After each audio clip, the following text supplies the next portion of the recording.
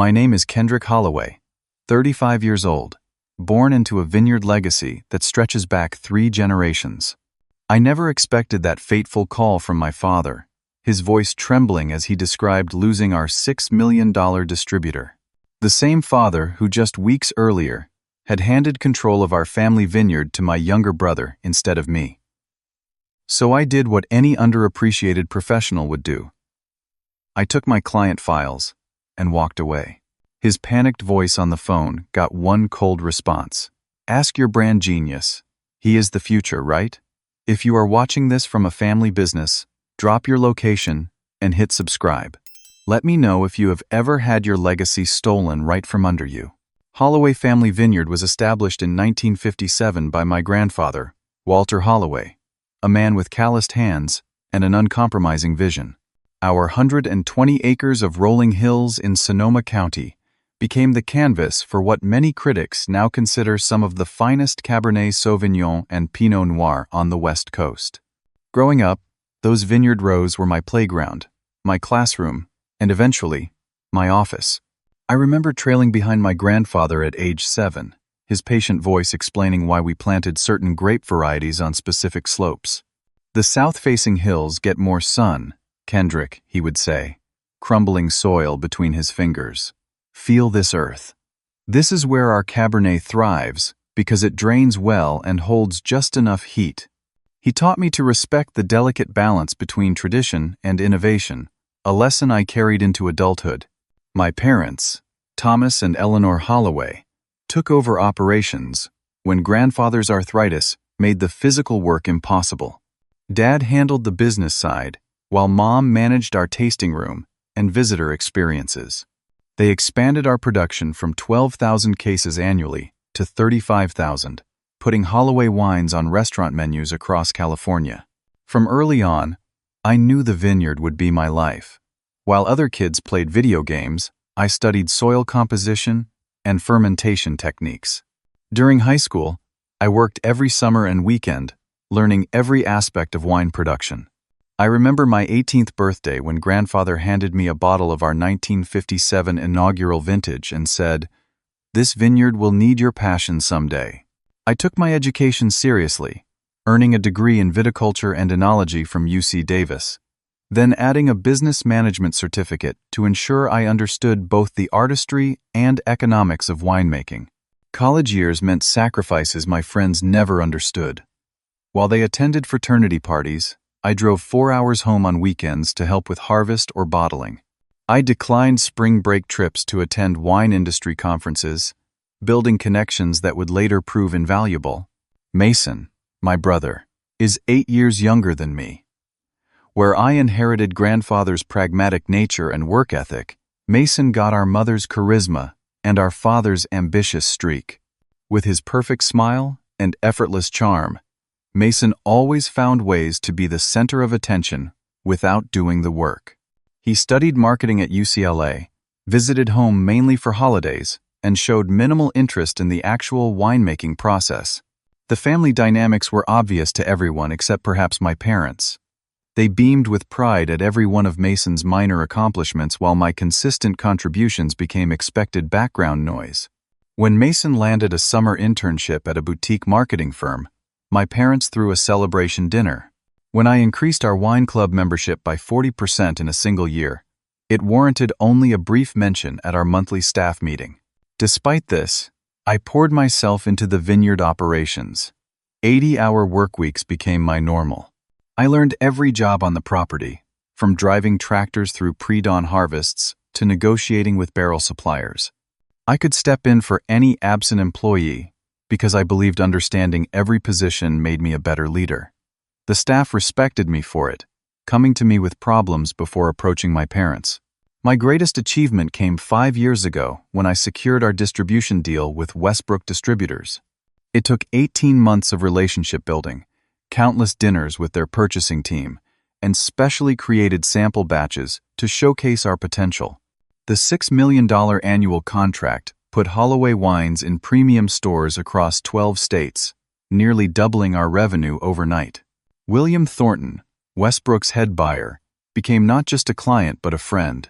"Kendrick," He told me after signing the contract, "It is your attention to detail and understanding of both the product and market that sealed this deal. We are investing in your vision as much as the wine itself." While building these crucial relationships, I also focused on improving our wines. I implemented precision irrigation systems that reduced water usage while enhancing grape quality. I introduced sustainable farming practices that earned us organic certification, opening premium market segments. I modernized our production facility with temperature-controlled fermentation tanks that allowed for more consistent quality across larger batches. Our reputation grew steadily. Wine Enthusiast gave our Reserve Cabernet 96 points. Food and Wine featured our vineyard in their American Winemakers to Watch issue.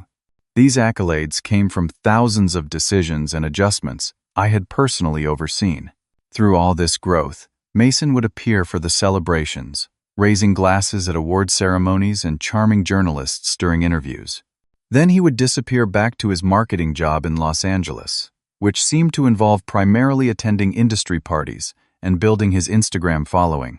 Yet somehow, my parents never noticed this pattern, instead praising his networking skills and how he was raising our profile with younger consumers. I never complained.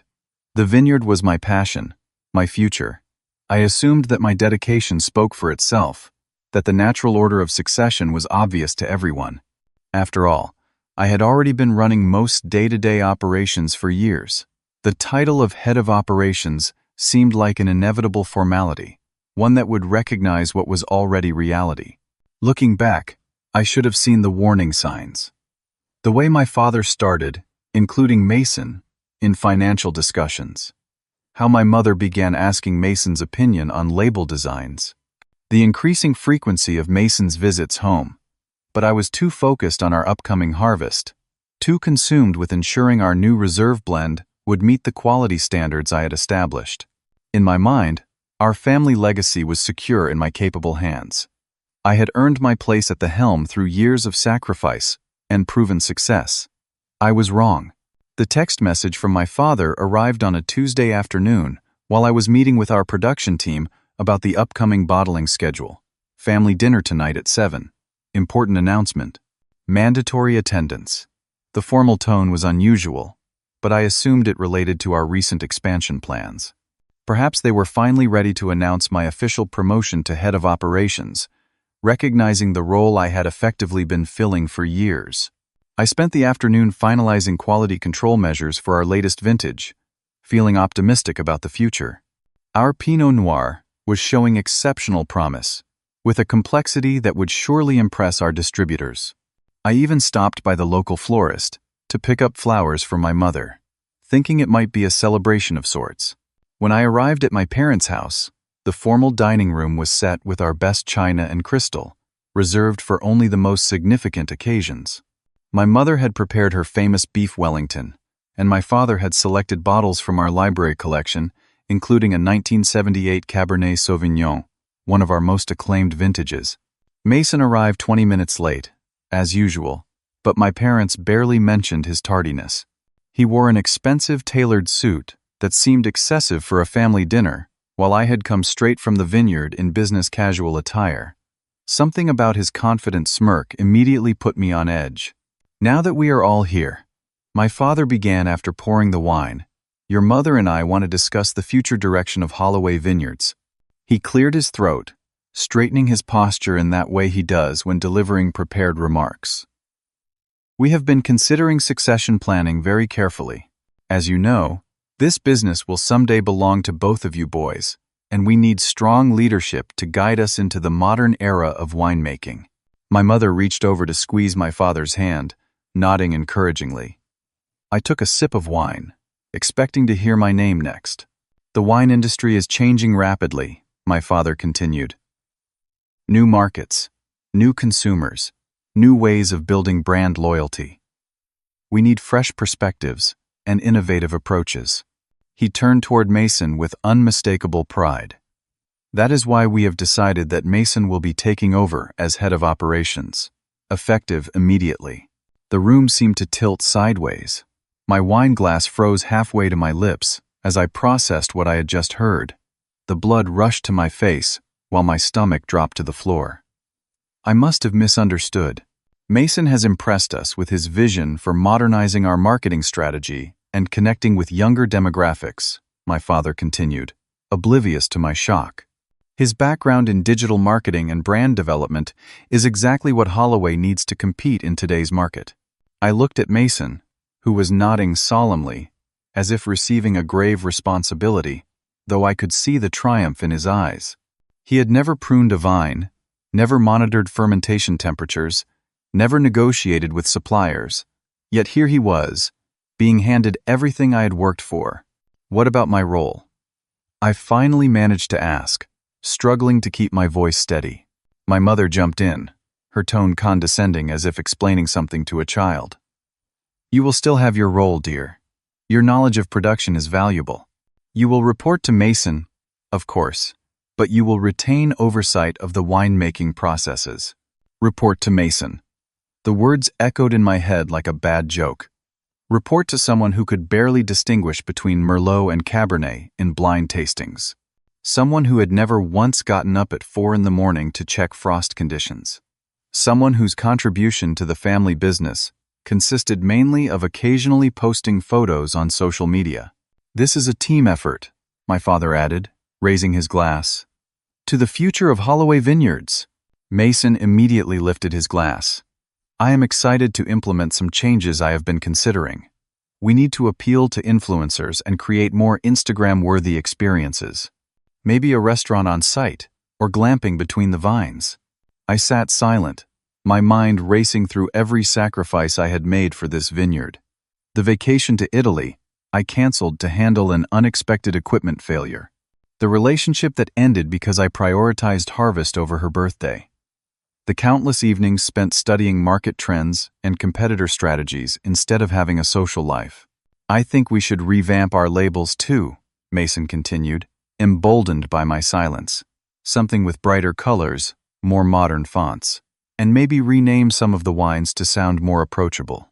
Our grandfather had personally designed our original labels, drawing inspiration from the topographical maps of our property. Each curve represented the contours of the hills where those particular grapes were grown. It was thoughtful, meaningful, connected to the land itself, and Mason wanted to replace it with something brighter. We should discuss any major changes carefully, I finally said. Our brand identity has been cultivated over decades. That is exactly the kind of thinking we need to move beyond, my father replied dismissively. Change is necessary for growth, Kendrick. Your brother brings a fresh perspective, untethered by outdated traditions. Untethered was certainly one word for it. Uninformed would have been another. I drove home that night in a daze, the full moon illuminating the rows of vines that stretched across our property. Vines I knew intimately, had tended personally, had built my life around. Vines that would now be subject to the whims of someone who saw them as mere backdrops for social media posts. The betrayal cut deeper than I could have imagined.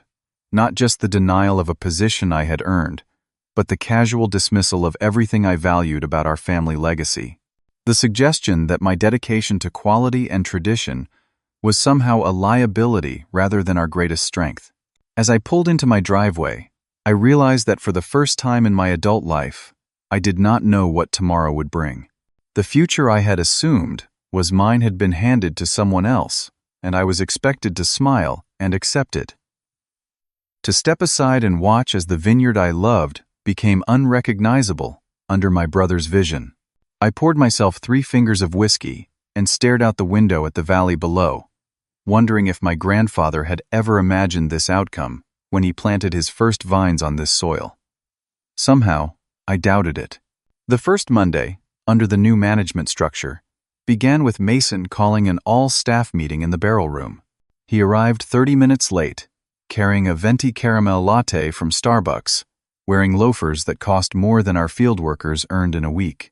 I am excited to usher in a new era for Holloway Vineyards, he announced to our 30 employees, many of whom had worked alongside me for years. We are going to disrupt the traditional wine industry paradigm with outside-the-box thinking.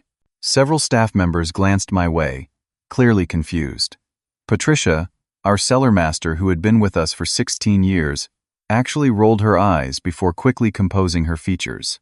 First order of business, Mason continued. We are switching bottle suppliers. I have found a company that can provide more distinctive shapes that will stand out on retail shelves. I cleared my throat. We have a 3-year contract with Sullivan Glass. Their bottles are made with 30% recycled materials, which supports our sustainability certification. Mason waved his hand dismissively. Contracts can be renegotiated. Nobody cares about recycled glass, Kendrick. They care about visual impact. Our sustainability practices are a key selling point with several major accounts, I countered, thinking specifically of Westbrook Distributors, who had recently expanded their eco-friendly portfolio.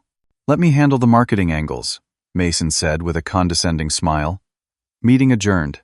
Kenneth, could you stay behind?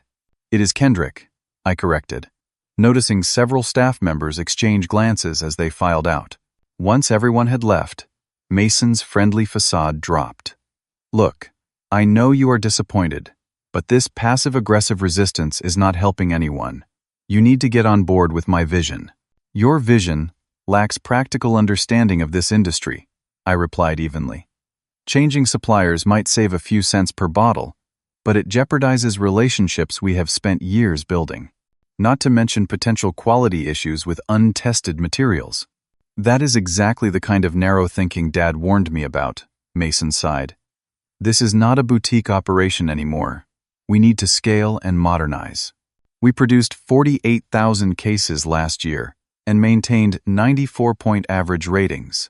That balance of quality and quantity is what built our reputation.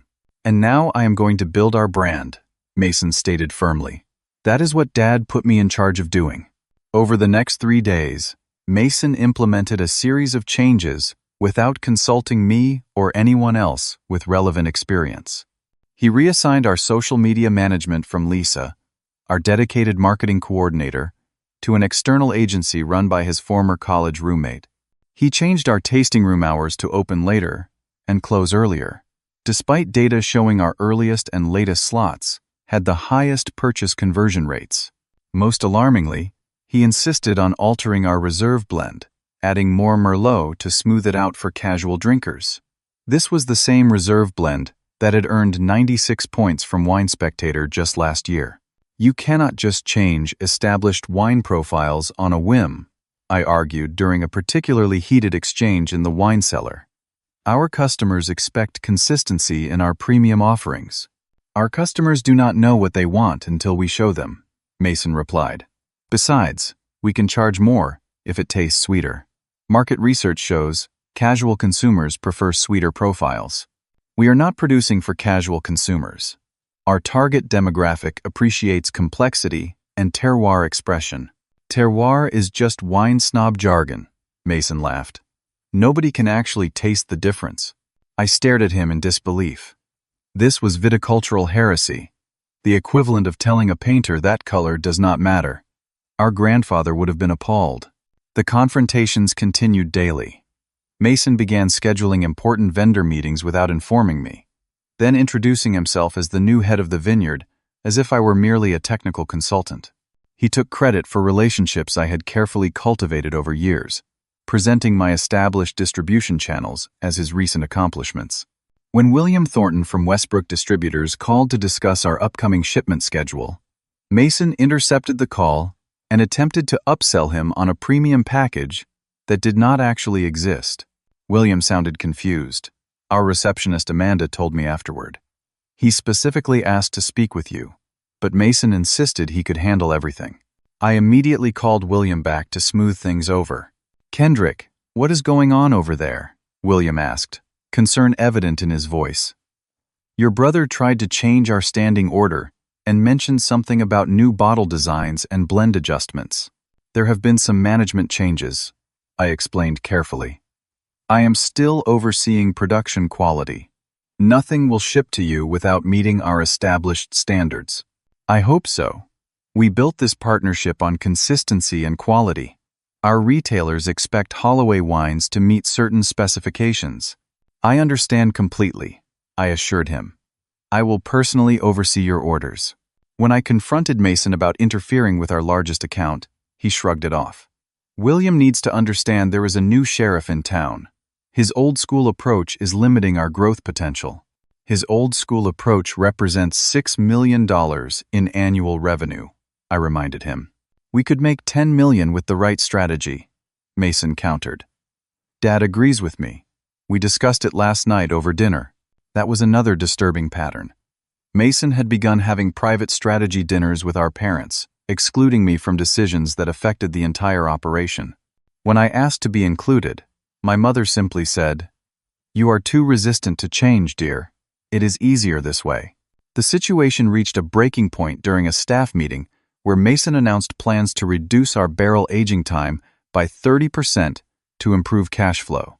That would fundamentally change our wine profile, I objected. Our aging protocol is essential to developing the complexity our customers expect. The customers will adapt, Mason replied dismissively. Actually, they will not, Patricia the cellar master interjected. Serious wine buyers can absolutely taste the difference between properly aged wine and rushed product. I did not ask for your opinion, Patricia, Mason snapped. The room fell silent. Patricia had been my grandfather's right hand for years before becoming my mentor. She knew more about winemaking than the rest of us combined. To see her disrespected so casually made my blood boil. Patricia has forgotten more about winemaking than you will ever know, I said, my voice dangerously quiet. If you want this vineyard to succeed, you might try listening to the experts you inherited. Inherited, Mason repeated with a smirk. Interesting choice of words from someone who did not inherit leadership. Several staff members looked down uncomfortably. Mason had crossed a line, and everyone knew it. Later that afternoon, I discovered that Mason had gone behind my back and changed our bottle design for the upcoming vintage. Not just the label, but the actual bottle shape and glass tint. He had canceled our order with Sullivan Glass and committed to an untested supplier who promised contemporary aesthetics at competitive prices. This decision would affect everything from our bottling line setup to shipping box dimensions.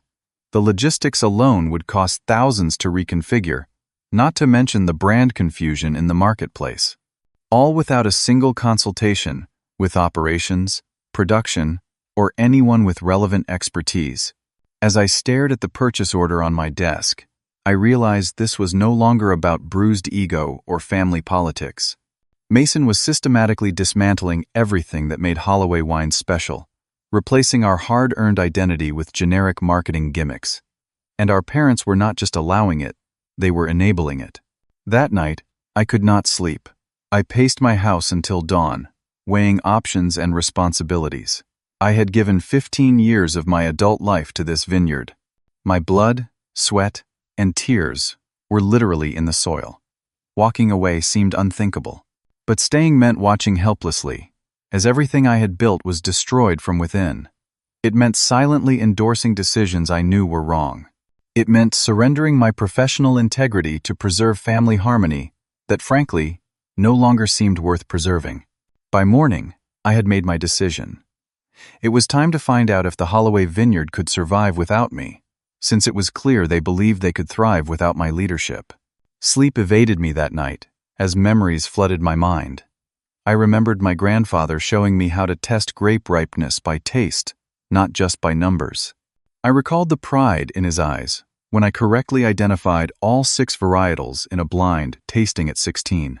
I thought about the expansion plans I had meticulously developed over 3 years, now gathering dust in a folder Mason had tossed aside without even reading. As dawn broke over the eastern hills, casting long shadows across the vineyard, I could see from my bedroom window. Clarity finally came. I could not change my parents' decision. I could not force them to see Mason's inexperience or my dedication, but I could choose my response. I showered, dressed in my best suit, and sat at my desk. The resignation letter took only 20 minutes to write, the words flowing easily now that my decision was made. After 15 years of dedicated service to Holloway Vineyards, I find myself unable to continue under the current management structure. The recent changes in leadership and direction represent a fundamental departure from the principles and practices that have defined our success. Rather than remain in a position where my experience and knowledge are consistently devalued, I am tendering my resignation, effective immediately. I printed the letter, signed it with the fountain pen my grandfather had given me when I graduated from UC Davis, and placed it in an envelope. Then I drove to the vineyard for the last time as an employee. I arrived early, before most staff, and began gathering my personal belongings. 15 years accumulated more memories than possessions. The framed first dollar from our tasting room renovation. The soil samples from different blocks that I kept on my windowsill. The handwritten harvest journals my grandfather had started, and I had continued. My computer contained years of client notes, contact information, and relationship details that existed nowhere else in our systems. These were connections I had personally developed, insights about preferences and personalities that made our service exceptional. I spent an hour exporting this data, creating a personal copy before deleting the files from the company system. If Mason wanted to manage these relationships, he would have to build them himself, not inherit my hard work. I walked through the barrel room one last time, running my hand along the French oak that housed our aging vintages. These barrels contained wine I had overseen from bud break to bottling, vintages that would be released long after I was gone. Would they still carry the quality I had insisted upon? Or would they bear the mark of Mason's impatience and corner cutting? Near the eastern vineyard block, I paused to pick up a handful of soil. This particular slope had been my special project, replanted with a Pinot Noir clone I had selected for its adaptation to our microclimate. The vines were just entering their prime production years. I had expected to nurture them for decades more. I let the soil run through my fingers, feeling an unexpected wave of grief. I was not just leaving a job. I was leaving a piece of myself, planted in this ground. The sound of tires on gravel alerted me to my father's arrival. His silver Range Rover pulled up beside the main building, and he stepped out, already checking his phone for messages. Time to face the music. I found him in his office, reviewing financial reports. When I placed my resignation letter on his desk, he looked up with mild annoyance, as if I were interrupting something important. "What is this?" he asked, without opening the envelope. "My resignation," I replied simply. "Effective immediately." He sighed dramatically, leaning back in his chair. "Do not be melodramatic, Kendrick. Just because your brother has taken on more responsibility does not mean you need to throw a tantrum. This is not a tantrum. This is a professional decision. The current management structure is untenable." "You mean you cannot handle reporting to your younger brother?" he translated incorrectly. "This is exactly why we chose Mason, you know. He does not let ego cloud his judgment." The irony was almost laughable. Mason was nothing but ego, unburdened by knowledge or experience. Mason is making fundamental changes to our product, our brand, and our operations without consulting anyone with relevant expertise, I explained, keeping my voice level. He has alienated staff, disrupted vendor relationships, and compromised quality standards. I cannot put my name behind these decisions. "Change is necessary for growth," my father repeated his new mantra. "Your resistance to innovation is holding us back. Changing bottle suppliers without considering production line compatibility is not innovation. It is incompetence." As if summoned by our raised voices, my mother appeared in the doorway, her expression shifting from curiosity to concern when she saw my packed box of belongings. "What is happening?" she asked. "Your son is quitting because he cannot handle not being in charge," my father replied before I could speak. "Kendrick, you are overreacting." My mother immediately sided with him, as always. "This is just jealousy talking. The vineyard is your home." "No, it was my workplace," I corrected her. "A workplace where my expertise is now ignored and my contributions dismissed. I have given 15 years to this business, and in return, you have made it clear that my judgment means nothing compared to Mason's inexperience." "That is unfair," she protested weakly. "Is it? When was the last time either of you overruled one of Mason's decisions, no matter how ill-informed? When was the last time you considered my perspective on anything substantive?" Their silence was answer enough. Mason chose that moment to make his entrance, coffee in hand, fashionably late, as usual. He took in the scene with a look of manufactured concern. "Whoa, family meeting without me? What is up?" "Your brother is abandoning the vineyard," my father said accusingly. Mason's expression suggested appropriate regret, but I caught the flash of satisfaction in his eyes. "Bro, is this about our disagreements? We can work through those. No need for drastic measures." His condescension was the final straw. I squared my shoulders and addressed all three of them. "For years, I have given everything to this vineyard. I canceled vacations for emergencies. I missed friends' weddings for harvest. I studied, innovated, and built relationships that grew our business exponentially. I did all this believing that my dedication mattered, that my expertise was valued." I looked each of them in the eye before continuing. "You have made it abundantly clear that it is not. So I am choosing to invest my knowledge and passion somewhere it will be appreciated. I wish you luck with your new direction." I placed my company's cell phone and keys on the desk. My company vehicle is parked in its usual spot. I have removed my personal belongings and client contacts. Anything else can be forwarded to my personal address. "You cannot just walk away," my father sputtered. "What about the transition? The harvest planning? The distributor relationships?" "All documented in reports that Mason has chosen not to read," I replied coldly. "Perhaps he can innovate a solution." As I turned to leave, I noticed several staff members hovering nervously in the hallway, having obviously overheard the confrontation. Patricia's eyes were wide with shock, while Juan, our vineyard manager, looked openly dismayed. "It has been an honor working with you all," I told them sincerely. "The success of Holloway Wines has always been a team effort, and I am grateful for everything you taught me." Several nodded respectfully. A few looked like they might follow me out the door then and there. I walked down the main hallway one last time, passing the portrait of my grandfather that hung across from the tasting room entrance. His stern expression seemed to follow me, though whether with disappointment or understanding, I could not tell. The drive away from the vineyard was surreal. For 15 years, my daily commute had taken me from my small house to the family property, less than 3 miles away. Now I had no destination, no schedule to keep, no harvest to prepare for. I found myself driving to Lake Sonoma, a spot I had visited often as a teenager when I needed space to think. The blue water stretched before me, unconcerned with family drama or business politics. By evening, I had secured a month-to-month lease on a furnished apartment in Healdsburg, far enough from the vineyard to avoid casual encounters with family, but close enough to maintain connections with the wine community I had been part of for so long. As I unpacked my meager belongings in the sterile apartment, feelings washed over me in waves: anger at my family's betrayal, relief at escaping an impossible situation, grief for the future I had lost.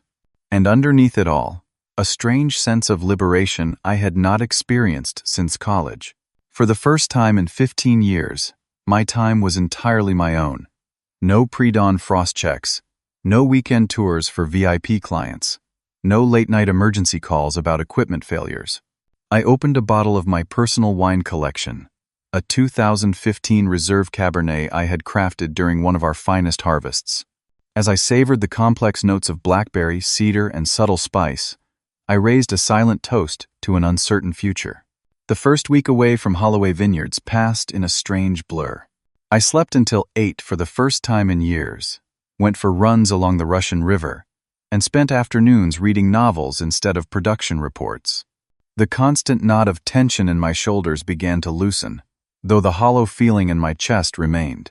My phone buzzed continuously with text messages from concerned colleagues and industry friends who had heard about my abrupt departure.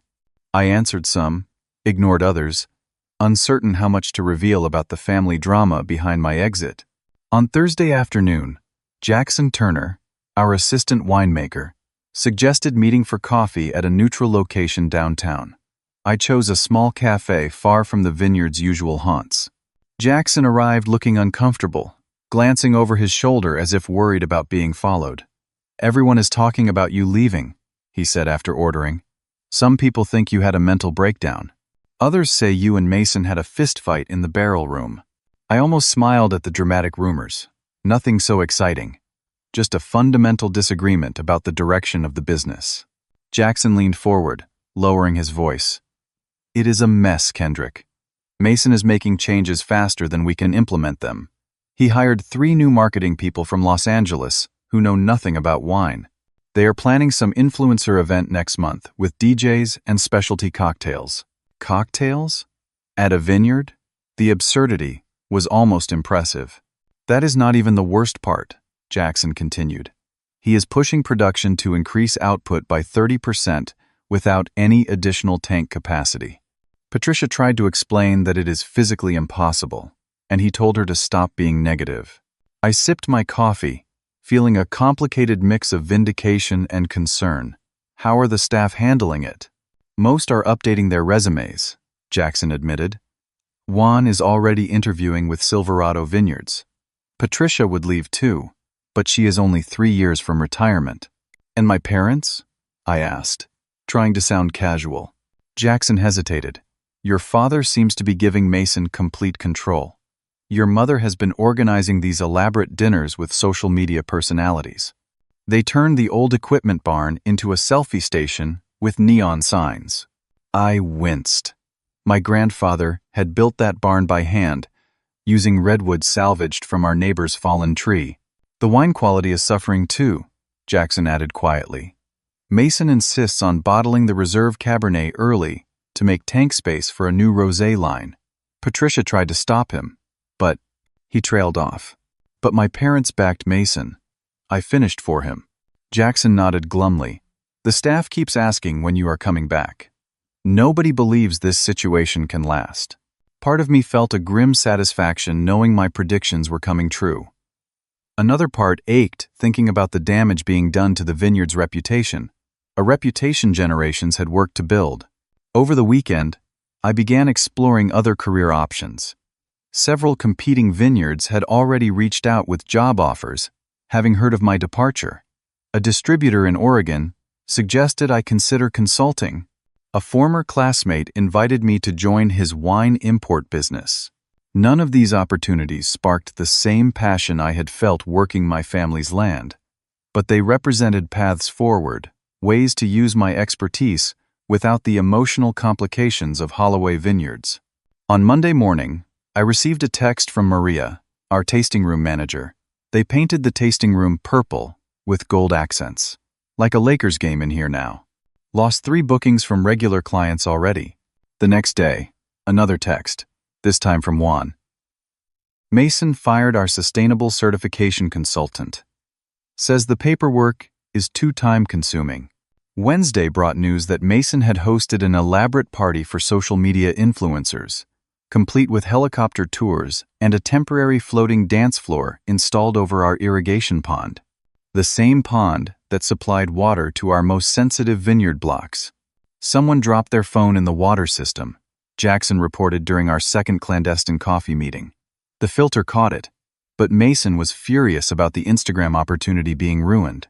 By Thursday, Patricia sent a terse message. WB rep tried to reach you, M intercepted. Did not go well. William Thornton from Westbrook Distributors had been trying to contact me, and Mason had intercepted the call. This was potentially serious. Westbrook represented over 30% of our total sales volume. I immediately called William's cell phone, but it went to voicemail. I left a message explaining I was no longer with Holloway and asking him to call me back when convenient. He returned my call Friday morning, his usually friendly tone replaced with professional formality. Kendrick, I was surprised to hear you had left the family business. Your brother did not mention it when I spoke with him yesterday. It was a recent development, I said carefully. I hope everything is proceeding smoothly with our account. A lengthy pause followed. Actually, that is why I have been trying to reach you. There seem to be some discrepancies in what was promised versus what we are receiving. My stomach tightened. What kind of discrepancies? We were scheduled to receive 3,000 cases of the reserve Cabernet next month. Your brother informed me yesterday that those cases will now be a new blend with significantly different composition than what our buyers approved. This was exactly what I had feared. Mason changing established wine profiles without understanding the ripple effects on distribution agreements. Additionally, William continued, he mentioned price increases of 12% across all products due to what he called premium market repositioning. I closed my eyes, imagining the conversation. Mason likely thought he was being a bold negotiator, unaware that distribution contracts like Westbrook's had strict pricing agreements with modest annual increase caps. William, I am sorry to hear this. Obviously, I am no longer in a position to speak for Holloway Vineyards. I understand. But you built this relationship, Kendrick. We signed with Holloway largely because of your commitment to quality and consistency. The current situation, island, concerning. The professional understatement barely masked his obvious frustration. What happens now? I asked. I have a meeting with our procurement team on Monday. Frankly, they are recommending we terminate the contract based on material changes to the product specifications. $6 million annually, potentially gone. The contract I had spent 18 months securing, jeopardized in less than 2 weeks without me. After hanging up, I sat in my apartment staring at the wall, conflicted about what to do with this information.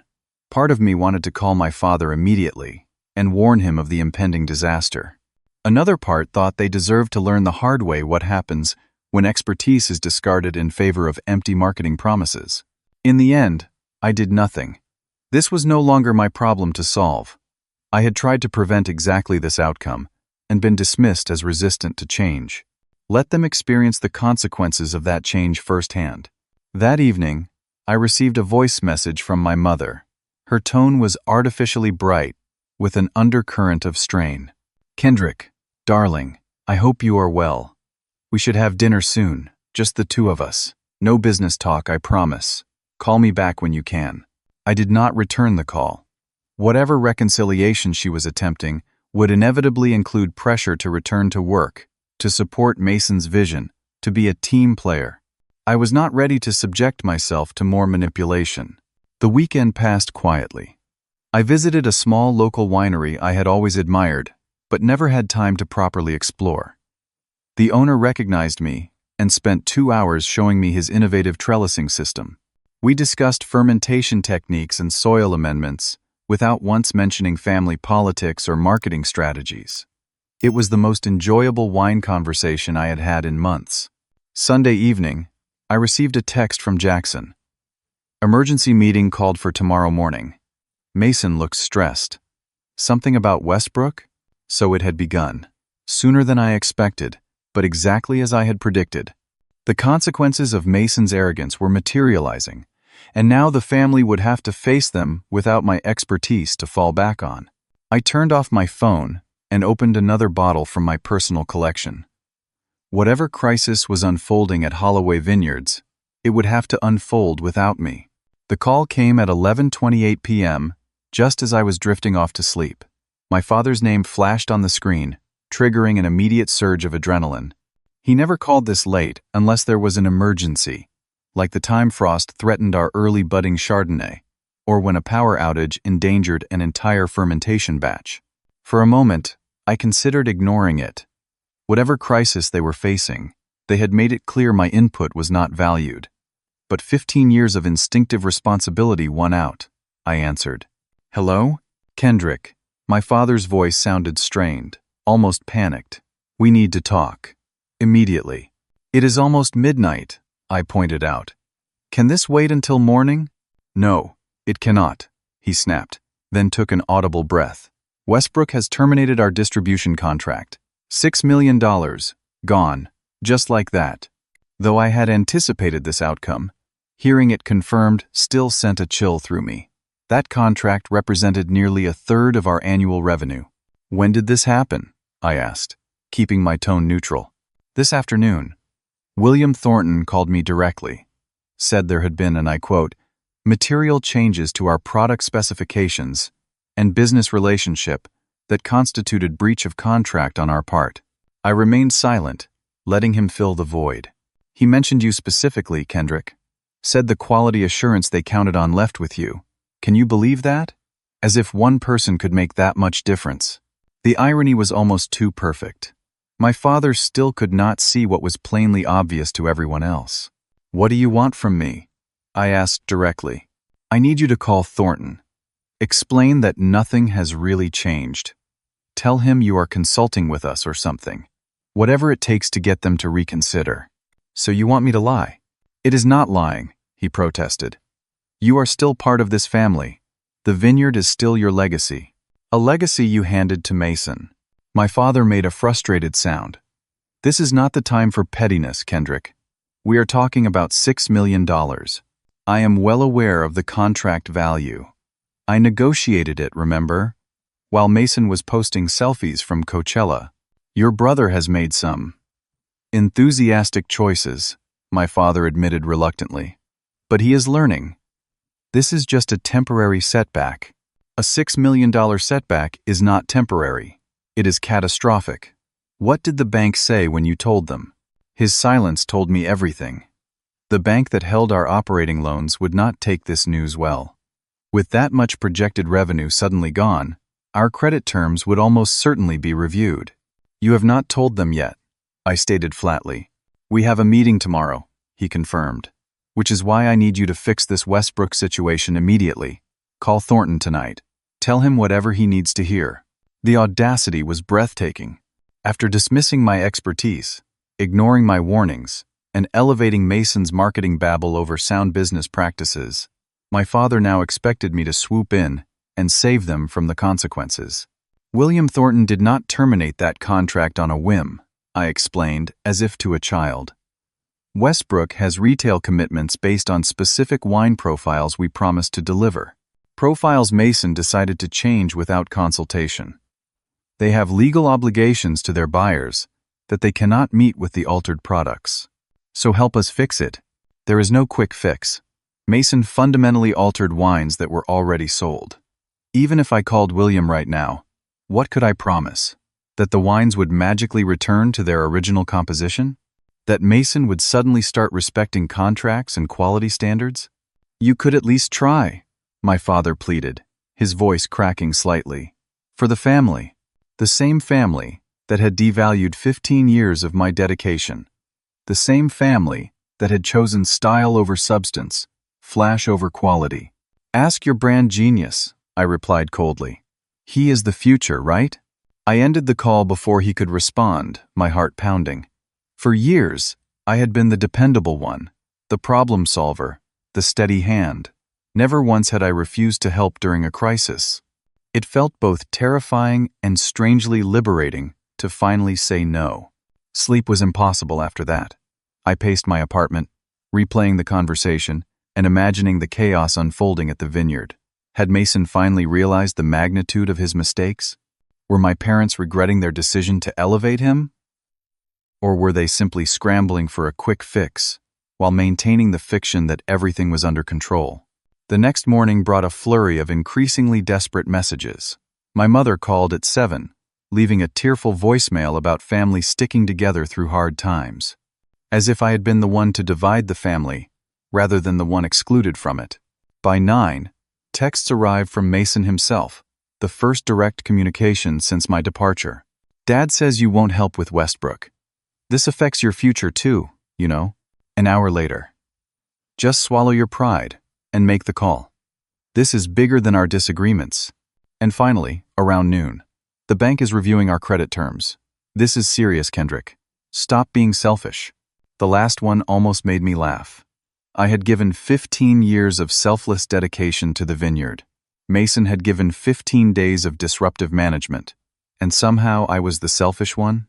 Just after 2 p.m., I received an unexpected call from Patricia. "Your father had some kind of episode during the bank meeting," she reported without preamble. "Not a heart attack, but they took him to the hospital to be safe. Probably just stress and high blood pressure." Concern immediately overrode my resentment. "Is he okay?" "Seems to be. Your mother is with him." "But Kendrick, things are falling apart here. The bank is requiring additional collateral for our operating loan. 3 more staff quit this morning. And now, Mason is talking about selling off the Eastern Vineyard block to raise capital. My stomach dropped. The eastern block contained our oldest vines, planted by my grandfather himself. Those gnarly old Zinfandel vines produced our most distinctive wines, impossible to replicate. He cannot do that, I protested. Those vines are irreplaceable. Try telling him that, Patricia sighed. He sees it as underutilized real estate.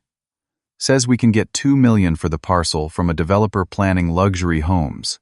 The thought of bulldozers tearing up those historic vines made me physically ill. This was no longer about business disagreements or family politics. This was about preserving something truly special, something that once destroyed could never be recovered. Has anyone contacted William Thornton directly to discuss the specific contract issues? I asked. Mason tried. It did not go well. He started by accusing Westbrook of overreacting, then suggested they were not sophisticated enough to appreciate his improvements to the wine. I winced. William Thornton had been in the wine business for 30 years and had one of the most respected palates in the industry. Insulting his expertise was possibly the worst approach imaginable. By evening, even Juan, who typically stayed far away from management drama, sent a plea, "Eastern Bloc in danger. Your grandfather's vines. Please do something." The next morning, I drove to my grandfather's grave in the small cemetery overlooking the valley. I had not visited since his funeral 4 years earlier, a neglect that now filled me with regret. The simple headstone read Walter James Holloway, husband, father, vintner. He tended the land, and it bore fruit. Below was the Latin phrase he often quoted, Vinum vita est, wine is life. I sat on the grass beside his grave, watching the fog lift from the valley below. From this vantage point, I could see the original Holloway property, including the Eastern Bloc, now threatened with destruction. "What would you do, Grandpa?" I asked aloud. They did not value my work. They dismissed everything I tried to build. But now they expect me to save them. The morning breeze rustled the oak trees overhead, offering no answers. But as I sat there, I realized the question was not really about saving my family. It was about saving something my grandfather had created, something of genuine value that deserved preservation regardless of my personal grievances. The vineyard was more than just a business. It was a living piece of agricultural history, a testament to one man's vision and the dedicated work of countless people over decades. Did I really want to stand by and watch it dismantled because of family dysfunction and my own wounded pride? By the time I left the cemetery, I had made my decision. I would not return unconditionally. I would not simply clean up Mason's mess so he could create another. But I would offer terms that might save the vineyard while protecting myself from future exploitation. The Holloway legacy deserved at least that much.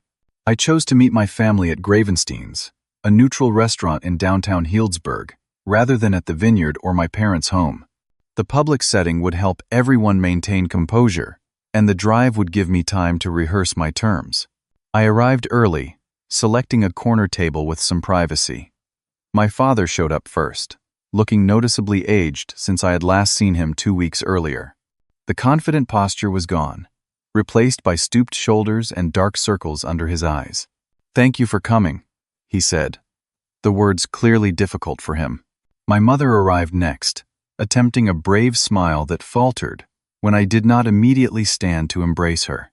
She had always relied on emotional manipulation to smooth over conflicts, a tactic I was determined to resist today.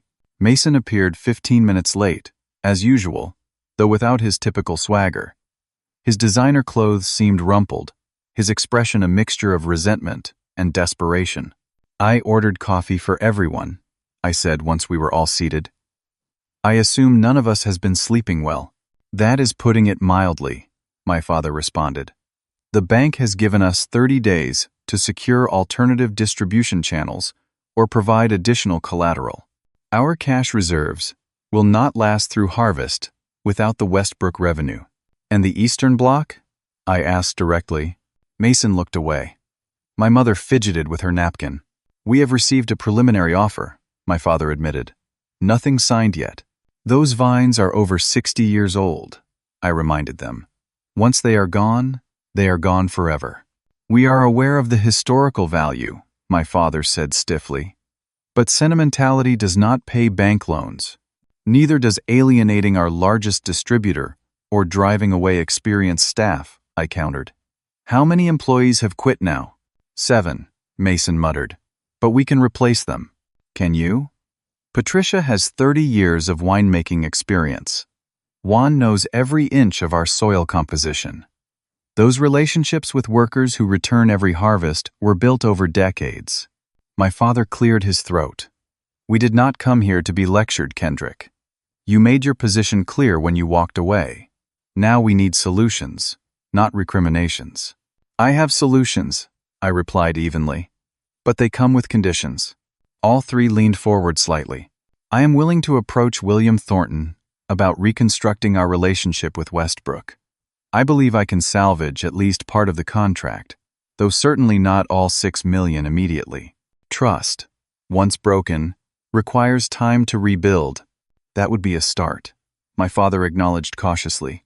My conditions are non-negotiable, I continued. First, I want CO leadership of Holloway Vineyards, with equal authority to Mason and clear delineation of responsibilities. Mason can handle marketing and brand development, which are genuinely his strengths when properly focused. I will manage production, quality control, and key account relationships. Mason started to protest, but my father silenced him with a look.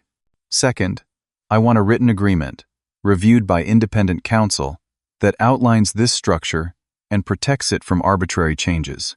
No more family meetings where decisions are made based on favoritism rather than business sense. You do not trust us, my mother said, looking hurt. Would you, in my position? I asked simply. She had no answer. Third, the Eastern Bloc is permanently protected from sale or development. Those vines are our heritage and our future. They should be preserved regardless of short-term financial pressures. The bank wants collateral, my father objected. There are other assets less integral to our identity and quality, I countered. The vacation property in Napa, the expanded parking lot land. Those can be leveraged if absolutely necessary. My father nodded reluctantly. Fourth, we implement a proper succession plan with objective metrics for leadership, not subjective family preferences. If this business is to survive another generation, it needs professional management structures. Anything else? My father asked, a hint of his old sarcasm returning. Yes, an acknowledgement that my 15 years of dedication were valuable, that my expertise matters. Not because I need the ego boost, but because without that recognition, we cannot move forward as a functional team. Silence fell over the table. I had laid out terms that fundamentally restructured the family power dynamic, demanding equality rather than the subordinate position they had tried to force me into. Mason was the first to speak. I underestimated some aspects of running the vineyard, he admitted grudgingly. The relationships are more complicated than I realized. The technical details matter more than I thought. Coming from Mason, this qualified as a profound apology. My father looked pained, pride warring with pragmatism. You drive a hard bargain. I am protecting what grandfather built, I replied. Something I thought we all valued. We do, my mother insisted. We just thought. Change was necessary. Change is necessary, I agreed. But change built on respect for what came before, not wholesale rejection of it. Mason has good ideas about reaching new markets and modernizing our image. I have experience maintaining the quality that gives us something worth marketing. We need both. My father extended his hand across the table. Co-leadership. Equal authority in your respective domains. We will have the lawyers draw up the agreement. I shook his hand, feeling neither victory nor defeat, but something more complex. A restoration of balance, perhaps. A chance to preserve what mattered while creating space for necessary evolution. That afternoon, I called William Thornton from my apartment, explaining the new management structure and my return to quality oversight. Frankly, Kendrick, the damage is done for this fiscal year, William said candidly. We have already reallocated most of our portfolio to cover the gap. I understand. I am not asking for immediate restoration of the full contract. I am proposing a rebuilding process, starting with a smaller order of our classic Reserve Cabernet, made to the original specifications. That might be possible, William allowed. A limited run, distributed to our most loyal Holloway accounts as a sign of good faith. Exactly. Let us prove ourselves again, one bottle at a time. By the end of the call, we had outlined a modest initial order with potential for expansion based on quality verification and consistent delivery. Not $6 million, but a path back to that level if we executed perfectly. The first day back at the vineyard was surreal. Staff members greeted me with obvious relief, some even applauding when I walked into the production facility. Patricia hugged me briefly before returning to her professional demeanor. The 2019 Pinot is in trouble, she informed me immediately. Mason had the barrels moved to create space for an event, and the temperature fluctuated. Just like that, I was back in the flow of daily operations, triaging problems and making the thousand small decisions that collectively determined our wine quality. Mason initially hovered defensively, but gradually settled into focusing on the marketing calendar and visitor experience enhancements, areas where his creativity could shine without compromising product integrity. My father watched our new dynamic with a mixture of relief and residual resentment. Having to acknowledge his mistake publicly by reinstating me as co-leader clearly stung his pride. But as the bank relaxed our credit terms based on the revised Westbrook agreement and staff stability improved, his attitude gradually softened. The true turning point came during harvest planning, when Mason proposed a social media campaign documenting the process from vine to bottle. Instead of imposing it on production as he would have before, he presented it as a collaborative concept, asking for input on how to capture the authentic work without disrupting it. What if we installed fixed cameras in key locations? I suggested. That way, you get the content without workers having camera crews underfoot during critical operations. That could work, Mason agreed. We could create time-lapse sequences showing the transformation. Very shareable content, but non-intrusive. My father, observing this exchange, nodded with something approaching approval. This is what I should have understood earlier. You two approach problems differently, but those perspectives can complement each other rather than conflict. In the barrel room that afternoon, I discovered my grandfather's handwritten winemaking journal had been returned to its place of honor on the central desk. Mason had removed it during his brief reign, considering it outdated. Its restoration was a small gesture, but a meaningful acknowledgement of our viticultural heritage. The first release under our new dual leadership was a limited edition Reserve Cabernet, sent primarily to Westbrook for distribution to our most loyal restaurant accounts. The bottle featured a new label designed by Mason, visually striking but incorporating subtle elements of our grandfather's original topographical design. Modern yet respectful of tradition, like our new management approach itself. When Wine Spectator awarded it 97 points, their highest rating for any Holloway wine to date, the review specifically noted a return to form, balancing classic structure with contemporary appeal. My father framed the review and hung it beside my grandfather's portrait in the main hallway. That evening, looking out over the eastern vineyard block with its gnarly old vines safely preserved, I reflected on what my grandfather might think of our family drama. He had always been practical above all else, focused on results rather than credit. The vines do not care who gets the praise, he used to say. They only care who does the work. The work continued, as it always had. Seasons changed, grapes ripened, wines aged. The business grew stronger through our balanced perspectives, with revenues eventually exceeding pre-crisis levels as we expanded thoughtfully into new markets while maintaining our quality standards. Mason and I still disagreed regularly, but now those disagreements happened within a framework of mutual respect, each acknowledging the other's domain expertise. We had found a dynamic that allowed both tradition and innovation to coexist, neither sacrificed for the other. Sometimes you have to walk away to be truly seen. Sometimes what appears to be an ending is merely a painful but necessary recalibration. The vineyard continued, the legacy endured, but with a new understanding that true strength comes not from rigid hierarchy, but from recognizing the unique value each person brings to the harvest. Have you ever had to walk away from something you loved to make others understand your value? Leave a comment below, sharing your experience. If this story resonated with you, please hit subscribe and the notification bell to hear more real-life stories about standing your ground and knowing your worth. Remember, sometimes the hardest part of growing something special is knowing when to prune. Thank you for listening, and may you always know your true value is not determined by others, but by the quality of your work.